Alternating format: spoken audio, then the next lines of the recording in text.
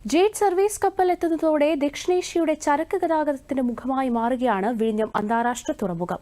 സർവീസിന് തുടക്കം കുറിക്കുന്നതോടെ ഇന്ത്യയിലേക്കും അയൽ രാജ്യങ്ങളിലേക്കും വരുന്ന കണ്ടെയ്നറുകൾ വിഴിഞ്ഞത്ത് കേന്ദ്രീകരിച്ച് ചെറുകപ്പലുകളിൽ മറ്റ് തുറമുഖങ്ങളിലേക്ക് കൊണ്ടുപോകുന്ന രീതിയിലേക്ക് മാറും.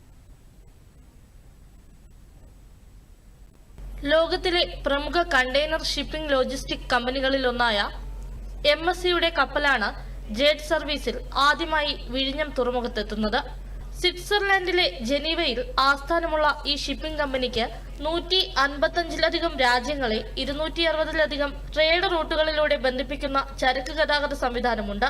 MSCയുടെ പ്രധാന ചരക്ക് ഗതാഗത പാതയായ ദക്ഷിണാഫ്രിക്കയിലെ ഗുഡ് ഹോപ്പ് മുനമ്പിനെ ചുറ്റി യൂറോപ്പിൽ നിന്ന് ഏഷ്യയിലേക്ക് പോകുന്ന കപ്പൽ പാതയിലെ പ്രധാന സർവീസുകളിലൊന്നാണ് ജേഡ് സർവീസ്. ഈ സർവീസിൽ ചൈനയിലെ കിങ്താവോ തുറമുഖം, ദക്ഷിണ കൊറിയയിലെ ബുസാൻ തുറമുഖം, ചൈനയിലെ നിങ്ബോ ഷൌഷാൻ തുറമുഖം, ചൈനയിലെ ഷാങ്ഹായ് തുറമുഖം, ചൈനയിലെ യാൻഡിയൻ തുറമുഖം, സിംഗപ്പൂർ തുറമുഖം, സ്പെയിനിലെ വലൻസിയ പോർട്ട, സ്പെയിനിലെ ബാഴ്സലോണ തുറമുഖം, ഇറ്റലിയിലെ ജിയോയ ടൗറോ തുറമുഖം എന്നീ തുറമുഖങ്ങളെയാണ് ബന്ധിപ്പിച്ചിരിക്കുന്നത്.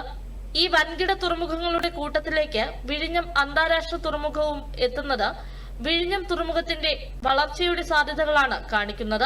ഈ സർവീസ് തുടങ്ങുന്നതിന് മുൻപ് വരെ ഇന്ത്യയിലേക്കും നമ്മുടെ അയൽ രാജ്യങ്ങളിലേക്കും വരുന്ന കണ്ടെയ്നറുകൾ സിംഗപ്പൂർ തുറമുഖത്തു നിന്ന് ചെറുകപ്പലുകളിലാക്കി വിവിധ തുറമുഖങ്ങളിൽ എത്തിച്ചേരുന്ന രീതിയിലായിരുന്നു ക്രമീകരിച്ചിരുന്നത്.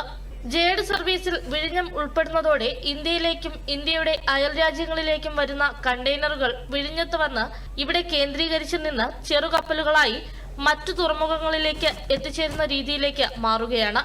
ഈ സർവീസ് ആരംഭിക്കുന്നതോടെ ദക്ഷിണേഷ്യയുടെ ചരക്ക് ഗതാഗത മുഖമായി വിഴിഞ്ഞവും മാറുകയാണ്. ദക്ഷിണേഷ്യയിലേക്ക് എത്തുന്ന ചരക്കുകളുടെ കൈമാറ്റം സുരക്ഷിതവും സമയബന്ധിതവുമായി പൂർത്തീകരിക്കാൻ ജേഡ് സർവീസ് വഴി സാധിക്കും. News desk, Doordarshan.